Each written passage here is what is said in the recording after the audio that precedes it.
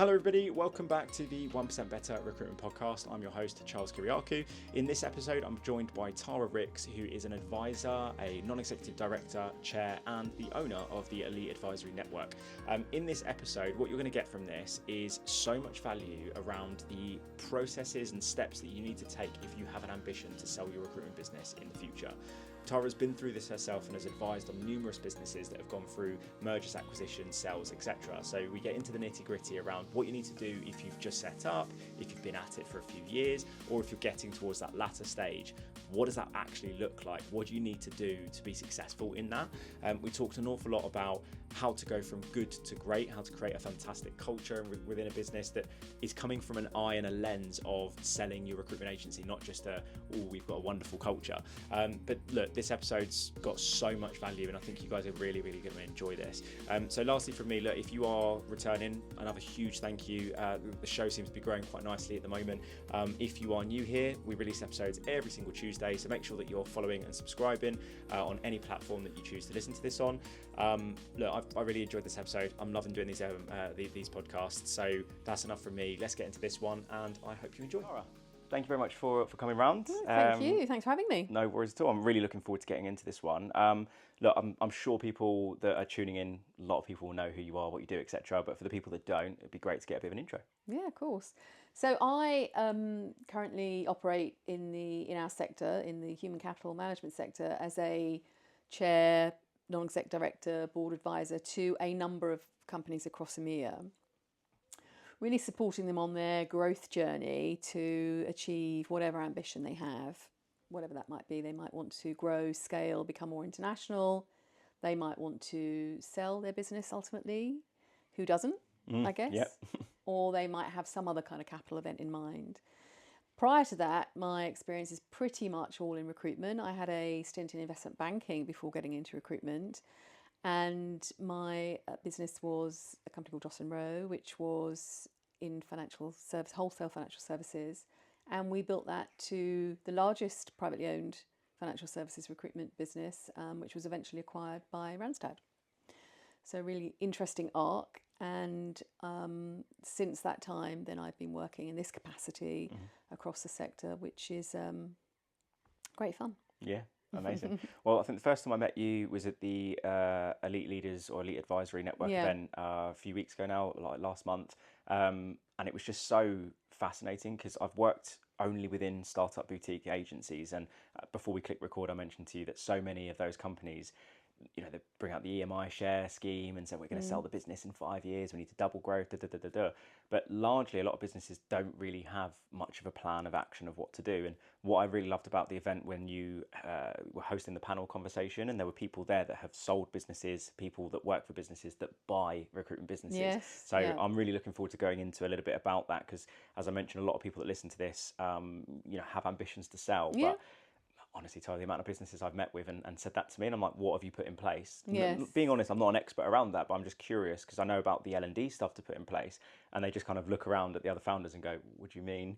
Yeah. Like, you've done nothing and you don't have a plan. I was like, right, okay. But look, I think a few of the things, obviously, we'll talk about that. A lot of the work you're doing at the minute with a few people that have been on the pod. So for people listening to this, Nick Barton and Sachin Ruparelia, you're the NED for their businesses, correct? Yes, yep. I'm exec chair at Barton and NED at Camino. Yeah, both of which have been on the podcast, brilliant episodes. But if we start on that then, so as I mentioned, a lot of people that I speak to say, you know, we're looking for like a chair or, non-exec director, etc. And as I said, I have a couple of questions that I ask people because I've got quite a big network and I can recommend people. But I guess from your perspective, like, what would you say is the impact that someone like you has on a business, or maybe even a better question, like why would someone need one or want to have one, if that makes sense? Yeah, no, it's a really good question and something that anyone who sets up a business should be thinking about, particularly if you have a really defined ambition and aspiration to do something specific with that business.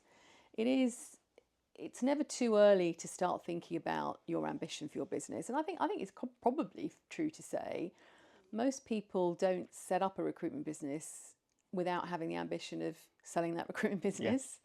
Yeah. And it's not fair to say that every single person, but certainly a majority. The fact is that most won't, but those that do, there are some common themes. Aside from their entrepreneurial ability to create and grow a fantastic business, they are invariably people who have surrounded themselves with knowledge, expertise, experience that they don't have or they don't have on their board currently. And there is that phrase, isn't there? It's when you bring someone in an advisory, it's kind of the board you can't afford. It's bringing in that almost fractional capability that's going to really enhance the skill set that you've got incumbent in your business and allow you to accelerate growth. So it's never too early to start thinking about bringing into your advice, whether you're a startup or you're some way along your growth journey, you should be thinking about bringing in, some advice. Why wouldn't you? Yeah.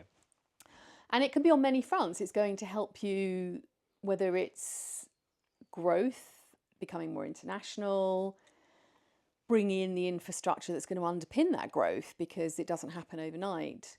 Whether it's looking at different geographic jurisdictions, whether it's looking at diversifying the portfolio that you have along different functional business lines, or indeed whether it's you might want to grow through acquisition. It's organic growth isn't the only way that you can grow. And if you're starting to think about, we've got a really solid business here, we could actually, making an acquisition could be part of our plan, then it's really important to get the right advice around that as well. And all of those reasons, you're not going to know everything. You're not going to have all the expertise in the room. You want to make sure that you bring people into that room so that the answer is in the room. And bringing advisory capability onto your board is a great way of doing that, so that you are also bringing in constantly an external pair of eyes that is going to challenge you. It's going to challenge the decisions that you're making, the budgets that you're setting, the targets that you're aspirationally or not putting into your business. That's another really important part, that external focus. So you've got someone who's constantly your ability to challenge and temperature test what's happening in the market outside. There are also certain ways that your business needs to look and feel if you're going to make it the most attractive to an outside investor or acquirer. And an advisor will bring that knowledge into your boardroom and make sure that your business planning along the lines to make you look and feel in that way, because that's a really important part. Whether you want to sell your business or you don't, I always think it's a good way to run your business as if you were going to actually put it out there and bring the forensic level of due diligence that happen when you go through a process into your business, so that you're always prepared. That those are good sounding ways of running your business, having good discipline, good infrastructure. Again, bringing advice into how to go about doing that is a really sensible thing. So there's so many reasons why, and why wouldn't you? Hey guys, quick one before we jump back into the episode. If you are a recruiter who feels like half your week disappears into admin, follow-ups, data cleaning and jumping between several different tools, then listen up, because this episode is officially sponsored by Sourcewell. Sourcewell is the recruitment productivity platform, and I don't just mean another tool that you'll forget to use. I mean the tool that actually gives you your time back. You can run your entire desk in one place. Outreach, sourcing, data enrichment, multi-step email and LinkedIn sequences, inbox management, and even call notes. It's all there, synced, automated, and according to their stats, recruiters using Sourcewell see 56% higher response rates, double the pipeline, and approximately save around 8 hours of admin every single week. If you're like me, admin as a recruiter is the devil, and this productivity platform really helps you save a load of time. So reach out to Sourcewell, go to sourcewell.com. It's a fantastic platform. I've used it myself. I really believe in it, and I'm super grateful for them sponsoring the podcast. Let's get back into the episode. Yeah, I think if I was running a recruitment agency, whether it's just me or with a co-founder, I would really want someone that's almost been there, done that, and would bring things that I wasn't necessarily as good at. Like, for example, if I wanted to branch out to a different geographic location and I've never done that before, it makes all the sense in the world. If I've never worked in a business more than 10 heads and I have an aspiration to, get to 50, 100, open 3 offices, etc., realistically, I'd want someone that can come in and say, look, these businesses I've worked with have done this. This is what I've done in my business. This is how it can help. So I think it's always worthwhile. I mean, it sounds corny, but I'm an L&D consultant external, right? Like, I would always, if I was running a team, I always wanted someone to help me do that. When I'm speaking to businesses, I'm like, you don't have enough time to train your staff. Like, it makes sense to bring someone in, but you're talking higher level stuff, like you wanting to sell and scale. Yes. It makes sense. But if a founder who's listening to this right now is going, yeah, do you know what? Actually, I don't have an advisor, I don't have a non-executive director, etc. But maybe they're a bit stuck as to how do I choose the right person? What advice would you have for someone like that to pick the right person essentially for their business? Well, I think meet lots of people, talk to lots of people. There are a lot of advisors out there, and that in itself causes a problem because you've really got to find the right one. Yeah. And I think you've got to really reflect and understand what your ambitions are, because you can reflect that against the advice that you bring in. Yeah. What you want to do is find someone who's been there and done that in the capacity of what it is that you want to go and do. Is it international? Is it scale? Is it diversification? Is it through acquisition? Or is it a combination of all? And talk to lots of people so you can find someone who has been there, done that, who has made the mistakes so that you don't have to, who brings a portfolio of contacts that will support the work that you want to achieve.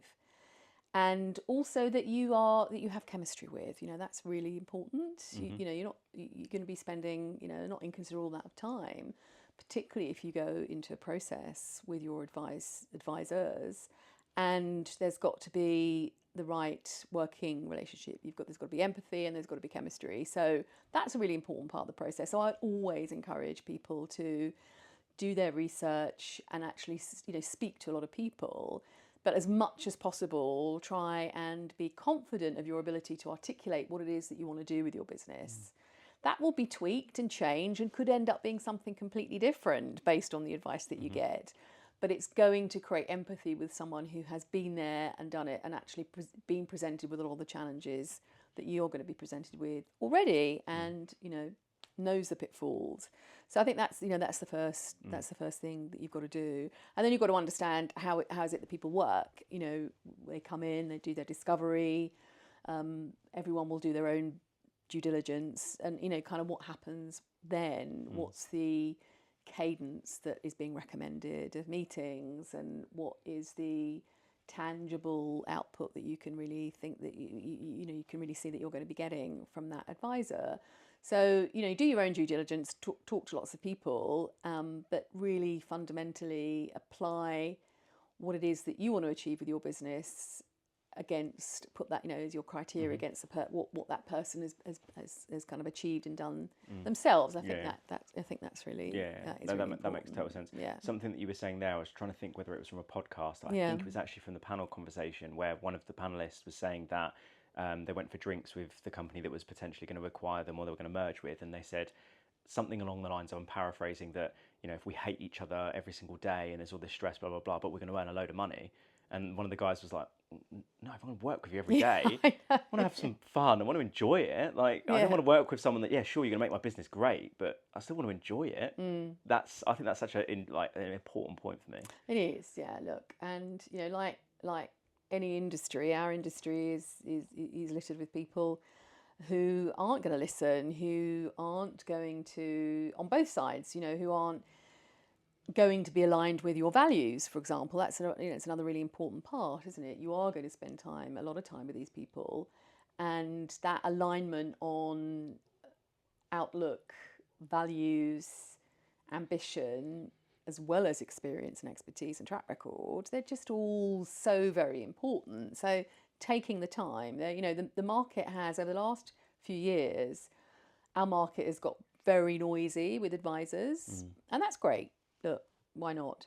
But it does mean that one does need to take extra care and due diligence in choosing who might be the right one for you. Yeah, 100%. Well, I think one of my first ever clients, I worked with them once a week for a few months or so, and they asked me the question, do you know any non-executive directors or advisors that can come into our business? And I got to know them really well. It was quite a small team.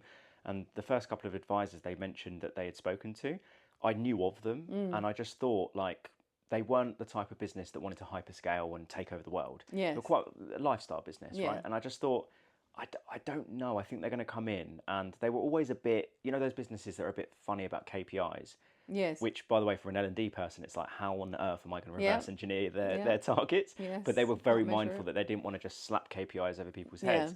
They worked with this guy, I won't name names, of course, but the first thing he did was just put militant KPIs in place, and everyone in the business was like, I don't like this. And I said to them, I was like, I don't know what your kind of qualification process was with this person, Yeah. but surely you should have found that out around, you mentioned around the discovery with that person, how they Yes. work, what they've done in their old business, and how they advise. Like, Yeah. you surely should have known that they were going to do this. Yeah. And I think that advisor kind of treated it like, you've got a cool business here, we're in a very niche market, we can take over. But they were quite happy just being a really good local agency. So I always find that quite interesting. Yeah. But what would you say then? So when you're going into businesses then, like, what's the biggest sort of impact that an advisor, and again, by the way, this I might contradict myself here, but like, of course it would depend on what that business's goals are, but like, Yes. what's the kind of biggest impact that maybe you've seen or seen in other businesses, for example? Well, I guess ultimately it's measured in the achievement of the ambition, and if that's to sell a business, it's the achievement of that sale, Sure. successful sale or a successful acquisition or multiple acquisitions, whatever the ambition is.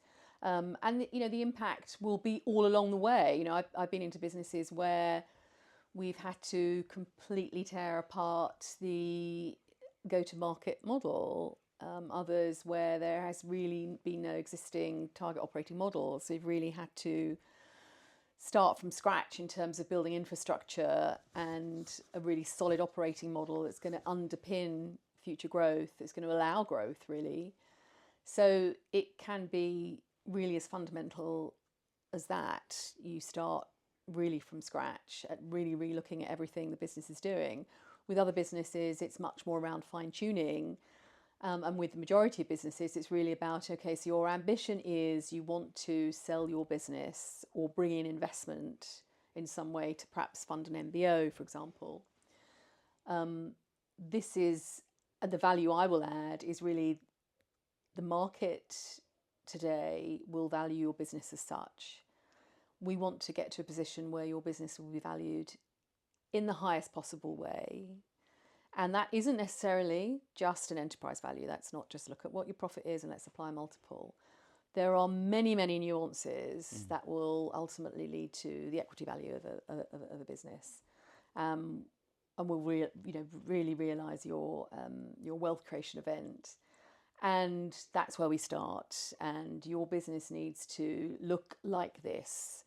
So let's think about how long it's going to take us to get to that position. What do we need to do?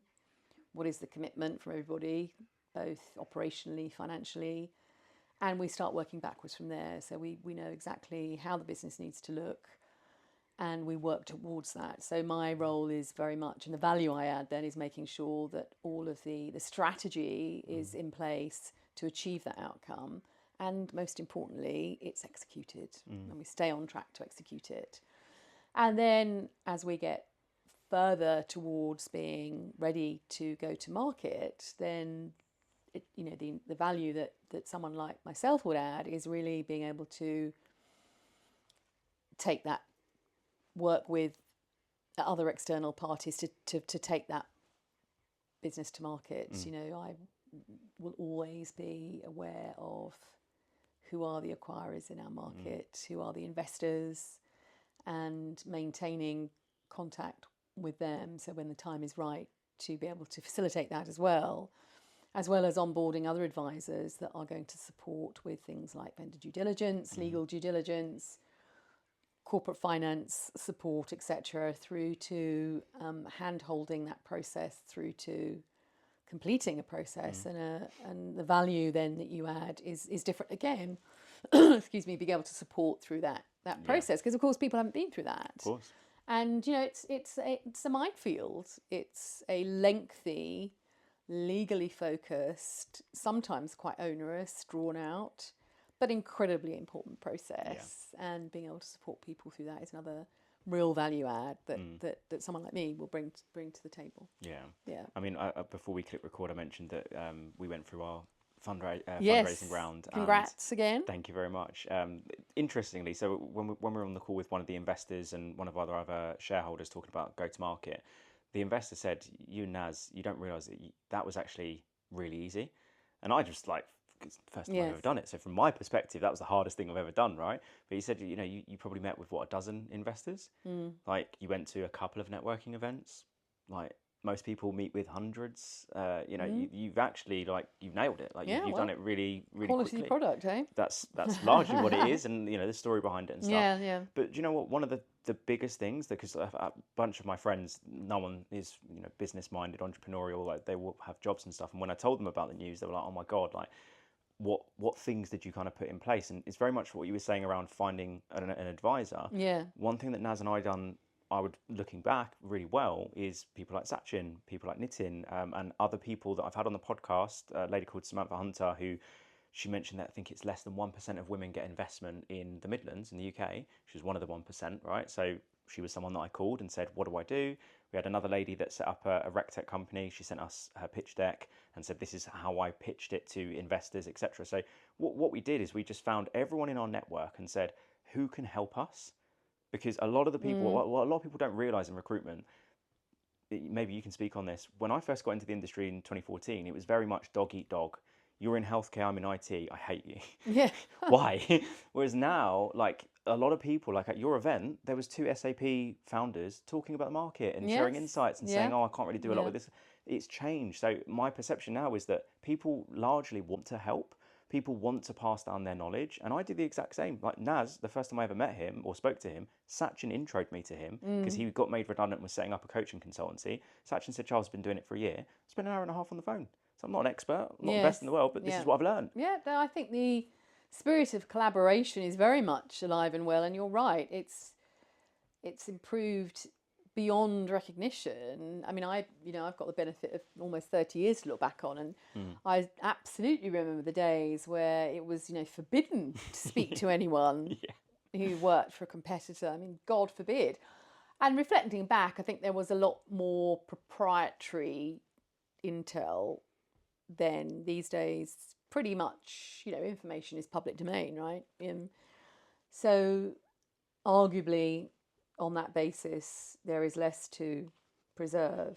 But there was an absolute sense of, I cannot speak with you at all. And I think the first time the industry really collectively came together was in response to the green paper that was published by the kind of what was in the sort of Department of Work, or as was called, around Working Time Directive. That then there was a real collective inward groan about how this could impact the industry, and there was the collective coming together to formulate a coherent and collective response, which was a great thing to do, and was successful in many ways, and that did spur on perhaps other organisations, and that tied in with the growth of some of the trade associations.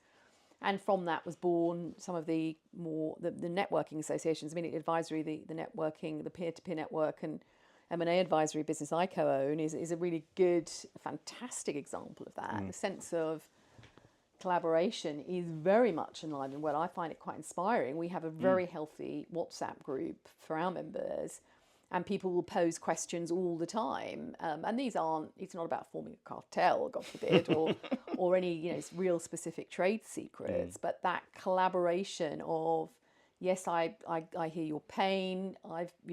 We had a client who wanted to take one of our contractors to Kazakhstan, and this is what we did, and how can we help? And that sense of collaboration is much more prolific in our industry now, and frankly, to be welcomed. And the more people network and support each other, the better for the industry. Frankly, we're not that sort of really siloed industry anymore, and I think that's a really that is really to be welcomed. But to your point earlier as well around the preparation, I think in any kind of process now, whether it be you're selling, you're acquiring, you're bringing in investment, you're doing an MBO, the level of due diligence is forensic.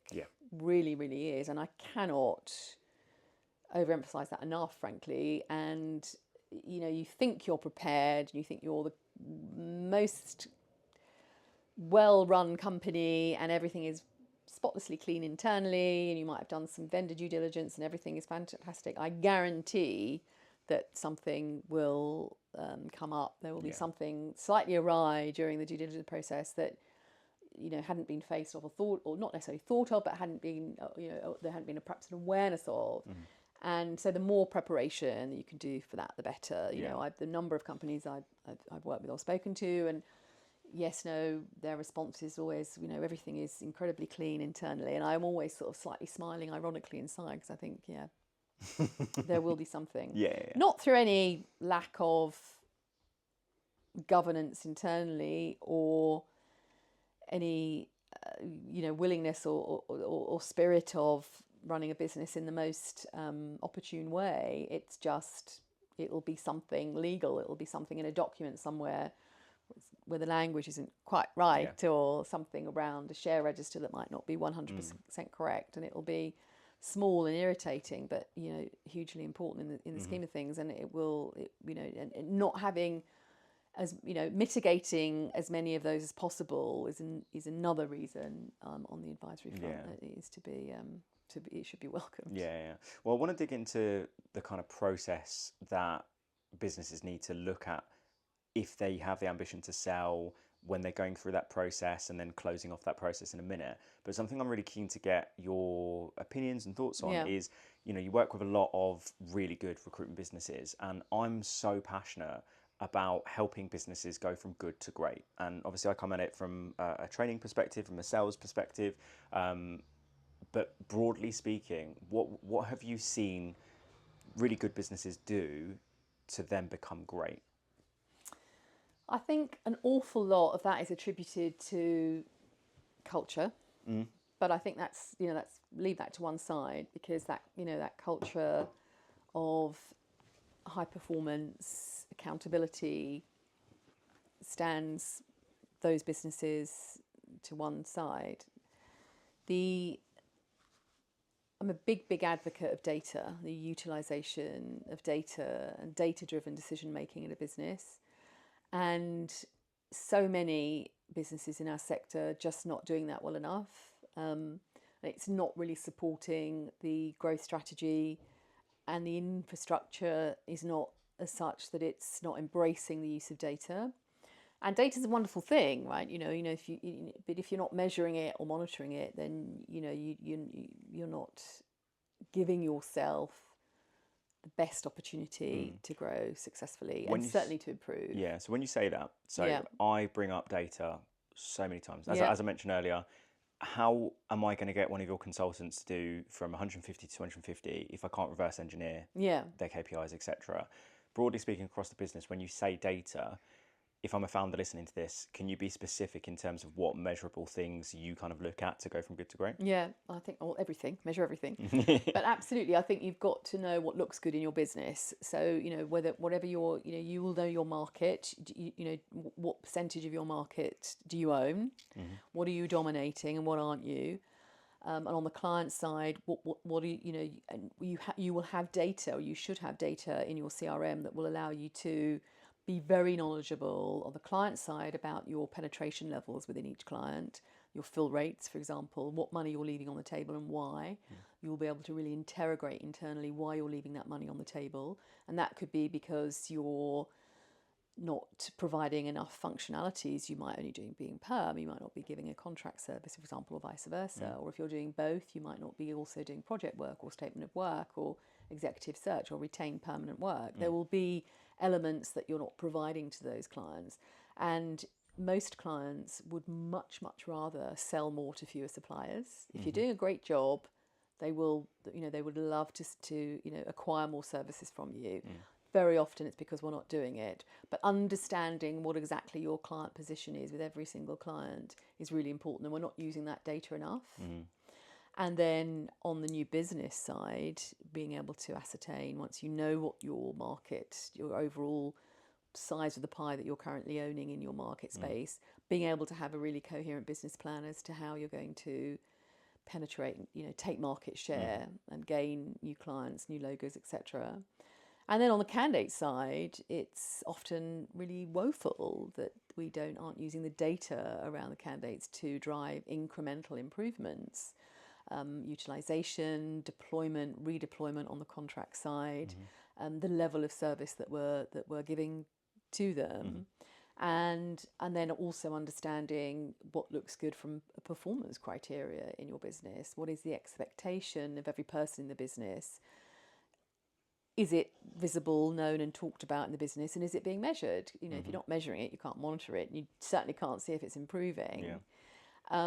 And, you know, how does that look and feel in your business? A high performance culture is one that is actively measuring, monitoring, improving every form of performance criteria, and loudly celebrating it and loudly supporting underperformance or managing it out of their business. So the formation and information of the data that you've got in your system and in your business will inform all of those areas. And if you're not using it correctly, you will just be operating in a vacuum. It's a bit like that, you know. You wouldn't get into a car without a dashboard. Why on earth would you run a business without a dashboard? They're very similar and very, you know, very viable analogies, aren't they? It's the same thing. It's if you're not measuring it, you're not monitoring it. In order to measure it, you've got to have a great infrastructure that supports the assimilation of data, and you're using that to drive decisions. And that, you know, and that also will be you know, further enhanced by the quality of your tech stack. You know, that is something. We're all talking about automations and AI, and that's a whole other topic, isn't it? But it's a, you know, a fascinating one, and one that a landscape is changing every day. But the quality of your tech stack and the support that you're giving your consultants in creating that environment that's driven through a great tech stack, if you're not utilising all of the data that's given to you, you're completely missing a trick, aren't you? 100%. You know, I give this example to founders when I meet them and talk about data. Yeah. The best example / analogy I can give is when I first worked with a personal trainer before I got married. Yeah. I had this belief in my head that I couldn't build muscle. I was always a skinny kid growing up, and I thought I was doing all the right things in my mind, but I never learned how to lift properly. I never really looked into diet, nutrition, etc. And the first PT I ever worked with, he should have been a recruiter. His level of questioning was phenomenal. Like, really understood my why behind the why as to why I wanted to put weight on and blah, blah, blah. And then when he asked me a simple question, how many calories are you having every day? I looked at him and was like, well, I have peanut butter on toast. No, just give me the raw data. Do you track it? I said, no. I mean, okay, so if you don't know how many calories you're having and how much protein, how were you thinking about building muscle mass, etc.? I was like, don't know, I've never really done this before. He was like, okay, right. So he put me on this plan. It was really basic, and the first few weeks were hard, but it's like one of those mass gains protein shakes, like 1,500 calories or whatever. And he said, have that, because I commuted to London 4 or 5 days a week. It was difficult to make a big breakfast or whatever. Have that protein shake, have 2 chicken breasts at lunch, and then have salmon for dinner, whatever it is. That's 3,000 calories. I'm going to teach you how to lift properly. So you've got the form. Then I'll put you on a plan. You just do the compounds, blah, blah, blah. Literally 2 months into working with him, I put on 5 kilos of muscle mass. I got a bit fat because I didn't do any cardio, but that's another story. And I just remember thinking, like, whilst I was doing that, oh my God, this is what we do in recruitment. This is what I did when I was running a team. And I thought this entire time, no wonder I wasn't having any actual good impact on the gym. It's because I wasn't tracking things. I couldn't measure what I couldn't track, if that makes sense. So now when I say to people, like, you need to, Marshall, stop. I was like, you need to have some sort of data. He's a bit of a lizard. You need to have some sort of data to quantify things. Yeah. But do you know what? And maybe you can speak on this. But one of the issues I find is that founders don't know how to articulate why they're putting KPIs into place, why they're measuring data. If you do it in a wrong way, and I've been in businesses that do it really badly, it seems draconian, and it seems like Big Brother's kind of looking down at you. But I said this a couple of episodes ago, that the best time I've ever seen KPIs implemented was when I sat down with my managing director, told him that I had an ambition to buy a brand new car, save 30 grand for a mortgage, etc. And just by using Cube 19 in my KPIs, he told me exactly how many interviews, how many deals, etc., to have that amount of money. That changed my whole perspective around tracking the data. Of course, because you understood the why. I mean, it's classic, isn't it? And, I think it drives me mad when you go into recruitment businesses, or any business in customer service or sales, where oh no, we don't have KPIs. And it's just I think it's just complete madness, and it's a whole big topic, isn't it? But any successful high performer in our industry, believe you me, they will know exactly what they're doing every day and what it takes to drive high performance.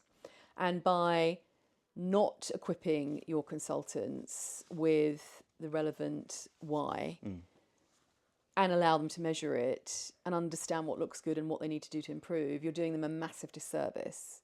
So far from saying, oh, we're not a KPI environment, you're absolutely doing your teams a massive disservice. And you can then go right to the other extreme, which again, our industry can be notoriously bad at. And, frankly, you can get a team of consultants, anyone can lock them in a room and say, I'm not letting you out of there until you've made 50 calls. But completely pointless. Yeah. It's quality and quantity, isn't it? Yeah. But once people, and you've just outlined a great example, once people know and understand the why, then it all makes sense. It allows them to say, okay, well, if I want to get 10%, 20%, 30% more improved this year, I want to earn 10%, 20% more. It's within their gift to then completely influence that. And using that, what our average perm fee is, or our average contractor yield is. We know what our fill rate is. We know how many of each pieces of the recruitment funnel it takes to convert into cash. Yeah. You then apply that to everything you're doing every day. Yeah. And that really appeals to the sense of discipline and infrastructure that successful recruiters really enjoy and perform well against. And it also allows you to really monitor and measure and celebrate success, right? When things are improving. Yeah. But it really plays well to the skill set that successful recruiters bring to the job. And creating that why then allows people to understand. And I understand why you're telling me my my target is X, because if I want to earn Y, then I've got to bill that. And if I want to bill that, I've got to work backwards and understand that I need this kind of volume of work to be working on and transacting and executing in order to get to that. So we're absolutely doing a disservice, I feel, if we're not creating that kind of high performance culture that really knows what looks good and most importantly knows what it takes to improve by whatever percentage it is that you're seeking to improve. Yeah. And that's really, that's the most effective way to do it. And we all have that data at our fingertips. We're just not utilising it. It's the CRM is probably, the overall, the tech stack is one of the really not insignificant investments that any business owner is going to make. But actually, it's one of the ones that can be the most underutilised. Yeah, I found 100%. I mean, the amount of times I got a telling off from my sales director for not putting the notes for a job that I've qualified on the system correctly. And again, they did such a good job of this, of explaining why that was beneficial, not for me, but for the overall business. And something that I can't remember who was our NED, but we had someone in that talked about, when I was in the management team, actually, I think it was our leadership trainer that came in and done the training and said that, in your meetings, you need to really reinforce the mission, the vision of the business. Because what will happen is your consultants, yes, they've got their number. And let's face it, most consultants really just care about hitting their targets so they can achieve their goals. But if you can get them bought into the company's vision, if you say, for example, you have an agency that wants to be the best SAP firm, recruitment firm, or the best financial services recruitment firm, and that's their big overall vision, and this is how we're going to get there. And if you do your KPIs and what you need to do, you're going to help the business get to where we're going to get to. And if they're articulating how they're going to go through that big event at the end, you're going to get consultants that are going to be so much more driven, rather than so many businesses that interview, we're going to sell in 5 years. How are you going to do it? Don't you worry about that. Ooh. Okay. All right. So I'm just going to hit these numbers that you told me that you don't really have a reason as to why I'm hitting these numbers. Right. Okay. And then unfortunately, as to your point, you then have a culture, which I want to pick your brains about in a second, of people that go, well, what's the point? I've got KPI. Why? And that's a big thing. And I used to get in trouble in school and in work all the time. I always used to get called the why guy, because you're always asking why. I need to know why we're doing something. I think it's incredibly important. We're an evolving and maturing industry all the time, and that the very positive effect of that is that, we're evolving and maturing as a profession as well. And the people we're bringing into the industry are evolving and are more demanding, quite rightly. And of course they need to know the why, and having a joined up vision as part of your why is incredibly important if you want to grow your business and bring everyone along, particularly with the evolving changes and demands of each generational demographic that's coming into the workplace, being sensitive to that and feeding into what we know are those different demands and aspirations. I think as a business owner, you'd be at best naive to ignore those. Yeah, 100%. Yeah. So when you mention culture, so I've worked in, again, like I said, mainly sort of boutique agencies, startups, etc. And I've also consulted for a bunch of different those types of businesses. And I've kind of sussed out the good and the bad now, I would say. Like, not definitively, I've not worked with enough businesses to really understand, but I can kind of go into a business and really suss, like, this isn't really a collaborative culture. There isn't like a coachable kind of culture here. Like, you've got consultants that think they know everything. They've been doing the job 2 years, and you've got a top biller that, you hear the no dickhead policy from businesses all the time. You're like, yeah, but he bills 500 grand, Charles. Yeah, but he's a knob. And he's ruining the culture. And toxic. And toxic. And unfortunately, I've seen it too many times before. But if again, on the topic of going from good to great, I think culture is such an important thing. But I think it's also a bit subjective. Like, everyone's got their own individual kinds of cultures. Like, I see some people post on LinkedIn around, I've taken all my staff, we're no longer allowed to work from home, blah, blah, blah. And people go, oh, that's toxic. No, that's their culture. And they've got people that want to be in an office. And as long as you articulate, again, this is from my perspective, but as long as you articulate that to people and at interview stage, Marshall, oi. You're a lot, aren't you, sometimes? Goodness. As long as you're honest, and this reminds me of the lady that you had, that was the expert on the Gen Z stuff, and she talked around... Bianca, she was great, and she was talking about, explaining to people why we're doing things and things like that, because when she done that talk, and I'm diverting a little bit here, but I don't believe all Gen Zs are a certain way. It's a ridiculous thing to say. No, like every other generation before them. It's dangerous to blanket. Of course, it's like saying all that type of person is this. It's just such an ignorant thing to say. Yeah. But, I do think that the younger generations, the younger millennials and the Gen Zers and things like that, like, you just have to be honest with what your culture is. And you're going to attract those types of people. But from the companies that you speak to and work with, what have you seen people implement to really like have a high performing culture, for example? Yeah, I think you've got to know your vision, and the vision's got to be articulated consistently and constantly from the top down, talked about a lot. And part of creating, I mean, it's implicit that everyone wants to create a high performance culture. Well, maybe it's not, but I'm just assuming that everyone would ideally want to create a high performance culture. A large part of a performance culture is being able to very consistently, again, very loudly celebrate successes and understand when things are improving. And that then, comes back to data measurement, monitoring. So a religious zeal about understanding what is constantly and daily happening in the business, what's being measured, what's being monitored, what's improving, what's not, and articulating that constantly and consistently. You can never over communicate those things. So you can really loudly celebrate success, and from the back of that create a real coaching culture, because what's not working well then can be very also loudly talked about. And part of a high performance culture is I think having a coaching culture that complements that, so you're consistently talking about incremental improvement. So what looks good, and what's exceeding that, and you're celebrating that always, but you're also then be able to identify what's not working so well, but you can visibly and demonstrably improve that consistently.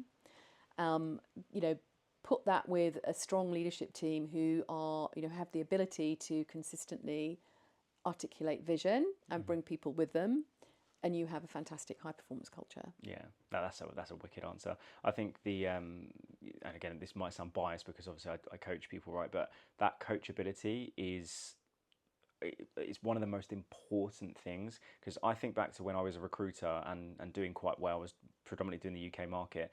I became utterly obsessed with personal development, like reading, like I'll never forget, I don't know if I've actually told this on the podcast, but something happened in the office, and my managing director Tim said, "Oh, you should read this book by Larry Wells or something, the Pitbull of Personal Development." And I remember saying to him jokingly, "It's like being a stupid 22-year-old, I don't read books. Like, I don't read books. I haven't read books since school." Books are for And wimps. he just turned around and said, like, "Go and speak to as many entrepreneurs." Marshall, stop it. Come here. Marshall, Go and speak to I've as got many. nothing on my hands. I'm sorry. He's just like, "I'm the star of the show. I have to be the I one. know. Yeah. Come back here, silly." But he said, like, if you go and listen to podcasts and you know, speak to big time entrepreneurs, a lot of them read books. And no word of a lie, one day across the office, he threw this book at me and went, "Go home and read this book." And I think it was something that happened at work. I lost a deal or something like that. Yeah. And it was one of them books where I started reading it and I just could not stop. And Yeah. I finished the book. And bear in mind, I'm a terrible reader in school. Used to take forever to read a book. Yeah. Finished that book in the space of a few days, and I was like, "Oh my God." Came back into the office. We used to have like a tiny little mini library of like personal development books. Yeah. So I'd take one home and read a new book each week.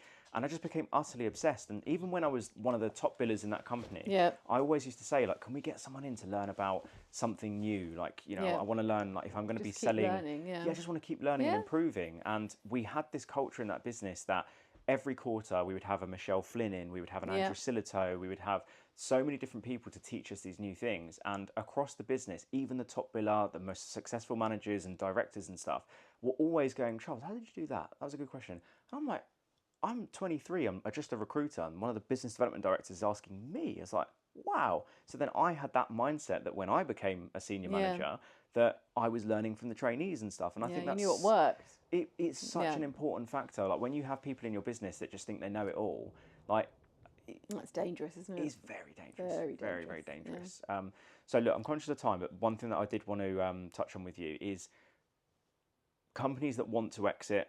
There's things that they need to put in place early doors, like even if they're setting up, like having that vision of like, what are the things that I need to, what are the processes and stuff I need to put in place, and then, you know, rounding off that whole thing of selling, right? So if we can start off just briefly, like, if I'm a founder listening to this now with the ambition to sell, what are some things that I need to get done now to put in place if I do want to sell down the line? Yeah. Gosh, where would I start? Well, I think, you know, I would certainly start, I always advise people to, you know, put your head above the parapet to the world outside of your business. You know, join a network, a really healthy, genuine peer-to-peer network where you're going to learn. I would certainly think about bringing in board advisory, depending on, you know, where your ambition is. You know, looking externally, you know, there's a world out there that which you can benefit from. So that should certainly be on your to-do list. And then, you know, if you, well, secondly, I mean, you know, importantly, if you haven't already done it, just, you know, really be able to articulate your vision very succinctly. So you can do it yourself and you can do it to other people. And make sure that you've got a strategy and a business plan that is going to support the marketplace in which you want to dominate. The most successful recruiters today, and the recruitment market is becoming even more siloed. You know, we've got the big players who are, none of them are faring very well at the moment, but that's, you know, another question. But they are dominating the high volume, lower margin space. That's not where you want to play. That contingent, fastest fingers first market is, you know, is disappearing. If not already disappeared in some markets, in terms of AI automations, internal talent acquisition, MSP models, you know, AI kit that is, you know, fantastic for large scale sourcing screening. That market is not where the growth is for the SME recruitment businesses. And the most successful recruiters identified that quite some time ago and have been building their business model around that.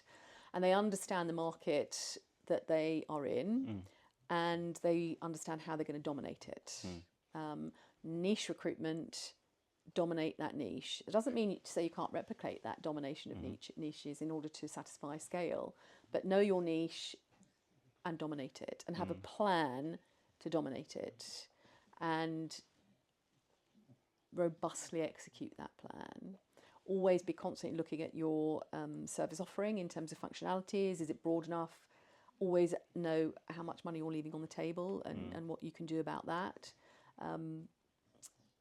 but know your niche and work out how you're going to dominate it. Yeah, there was a few things as well. I'm trying to think who I spoke to this about, where they said two things: the CRM. How good is the CRM in terms of how many businesses that you and I must know that don't put anything on the CRM? Yeah, I mean, or it's just used as an address book. Yeah, pretty much. Yeah, and and again, you can speak more on this, right? But if I'm looking to buy a recruitment business, one of the first things I would probably do is look at the CRM and go, okay, if I was to just take this over and the founders are just out of the picture, can I just use the CRM? Yeah. Like, so many businesses that don't even. I've worked with companies, Tara, where they put a deal through the system and write it on the whiteboard, and I go on Bullhorn or whatever their CRM is, and it's not on there, nothing's on that. I know, it makes your sort of hair start falling out, doesn't it? I think, one of your, if you're thinking about you want to, get an investor or sell your business, you've got to be really acutely aware of one of the biggest accusations of our industry is from an external investor, for example, is, well, your assets leaving the lift every day, so what are you doing about that? And the best way to mitigate risk around that accusation and the fact that we have individuals in our businesses is in your CRM and the quality of what you're capturing and how you're using it and how it's commercialized. So if you're not if you're thinking about selling your business and you're not utilizing your CRM, stop thinking, fix that, and then come back to me. But it is, it's so important to mitigate risk, healthy governance, and also to drive decision making around, growth decisions, investments decisions, resource allocation decisions. But not using your CRM just it can't even be. Let alone not getting your ROI on the money that you're spending. Yeah, of course. It's unforgivable. Yeah. Well, what about as well in my last company? I don't know how they're doing now, but again, typical in interview, we have a goal to sell in 5 years. Here's how we're going to get there. A big thing for them was getting someone like me on board to build their L&D department. And again, I'd never worked in a business with an L&D function before. So one of my questions at interview was, how am I going to be able to impact your ability to sell? The way they tried to articulate it to me was that if we can create a formula for an academy that is proven to bring people on, and we have a structured way of following processes, whether that be candidate qualification, qualifying jobs, interview management, etc., and that's replicable and scalable, and it's a system, then someone that's, and again, that they've got families and networks of people that have sold big recruitment businesses, and that for them was one of the key things. So that for me drove me as the head of L&D to go, right, it's my job to really systemize this so that our office in Dusseldorf, our office in Arizona have a process that they can follow, that if you just do it that way and then just add a bit of flair and make it your own, you'll do deals, you'll build quickly, and you'll build your little sub-vertical, for example. So how important would you say is it for a business at any size to make sure they get that kind of thing nailed? Yeah, look, I think it is really important. I think, you've got to have, whether you're a small business or a huge business, you've got to have a playbook, you've got to have a target operating model, you've got to have a way that's identifiable as the way that you work in your business, which is kind of non-negotiable, because it's how we've decided, if we work this way, we will be financially successful. And that will be based on lots of data and lots of expertise and knowledge that feeds into it. But you have an operating model that this is, anyone new joining, read this and you can understand, these are the standards to which we hold ourselves internally. And these are kind of the charters, if you like, that we give to our market space. And, that is, that's often missing in lots of businesses. But I think you've also got to recognise that once you have that, we are an industry based incredibly and wonderfully so, increasingly so, on human intelligence that's complementing our artificial intelligence. So you've got to allow people to have the bandwidth to create their own style in delivering that service offering and executing that operating model, absolutely, so that people do understand and can develop their skill set in the way that they are delivering your services. And when you're investing as a business owner, you get to a certain size and you start investing in infrastructure. So we're not just a bunch of recruiters in a room anymore. We're going to bring in an L&D person. We're going to bring in a marketing person. We're going to we're going to invest in people and culture, then, people do that and then really miss a trick by not integrating that wholly into the business. So when you have a sales meeting, is your L&D person at the table? Is your marketing person at the table, absorbing what the challenges are that they're hearing in the sales meeting, go away and coming back with, well, this is my marketing campaign that I think will directly address that issue you were talking about in your sales meeting. Similarly, L&D, I heard your challenge in that sales meeting that people aren't generating enough client meetings. This is my answer to that. So it's sense. A joined up approach using all of the infrastructure that you've invested in to come up with a really coherent solution to the challenges that we're facing. It's always, and I think people miss a trick in not doing that effectively enough. Yeah, I think what you just said there is so important, that collaborative, not just the recruiters, because I see this a lot with, they might have an off-site marketing team, the L&D function isn't directly involved, they might do some desk coaching, but they're not really involved in the sales leadership meetings to really everyone's understand. Working in isolation. And then, and then it's just not, and you'll have an L&D person who comes up with a beautifully curated set of training and coaching courses for the next 6 months, which just don't fit the challenges because they've been working in isolation. 100%. And, what an own goal. Yeah. Speaking of own goal, the great analogy I said to a business that I met, it's actually one of the very first businesses I met. And then they had someone that progressed from like trainee to managing director of UK Perm. And their problem, I suppose, was that they've got a bunch of different offices and everyone's kind of just winging it. Everyone is a maverick and there's no systemized process. And they basically asked me like how I would approach it and, is there a way that we can create a process of this is how we do business? And I was like, yes and no. And I said, look, the way I kind of explain it to people is a football analogy. You need to have a system, right? You need to have a way of playing it. The manager, the coach, etc. says, right, this is my style of football. This is how we're going to play. But unfortunately, I'm a Spurs fan, right? We won't hold it against you. It's my dad's fault. But we had a manager, for example, at the start of the last season that's just gone, that had a system of football that allowed no player to have their own way of playing. There was no flair. So if you have the previous manager, and luckily these guys knew what I was talking about, and maybe people listening to this will, but our previous manager basically just gave free license to everyone to play the way they want, and we let in so many goals. So you have to have a healthy balance of here's our system, here's the way to do it, but you might be more introverted, you might be more extroverted, you might be really good at email campaigns, you might be really good at client meetings. Yes. Do what you're really good at, have a bit of flair, but here is the structure, here is a bit of a process of how... Marshall, come back here. You are too much sometimes, mister. You're going to get thrown out. But anyway, look, I'm conscious of time because I know you've got to shoot in a second. But as you know, the last question I finish every episode off with is, following today's episode, how can people get 1% better in recruitment? 1% better? Well, I think if you're a business owner, how you can get 1% better is really going away and understanding how you're using your CRM in your business and why and how are you utilising the data that sits in your CRM, whether that's to mitigate risk of losing consultants, whether that's to drive greater governance and compliance, whether that's to make assumptions around market size, whether that's to make assumptions about allocating budget and resource, or indeed whether that's to make assumptions about your current size of wallet.